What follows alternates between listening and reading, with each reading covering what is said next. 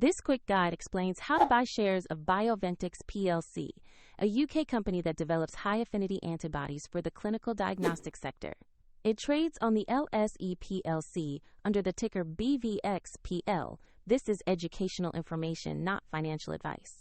You will need a broker to place the trade, and I use eToro as an example to show the process.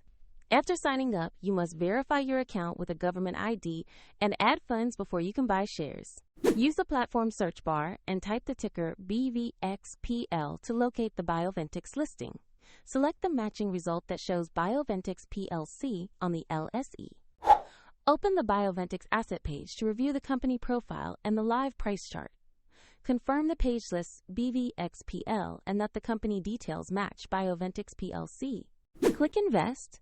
Enter the amount you want to purchase, and carefully review the order details before confirming. If the market is closed, your order may be queued or handled per platform rules, and if you lack sufficient funds, the platform will prompt you to add money before completing the trade. Once executed, your Bioventix position will appear in your portfolio where you can monitor it. A helpful link to eToro is available in the video description if you want to explore the platform.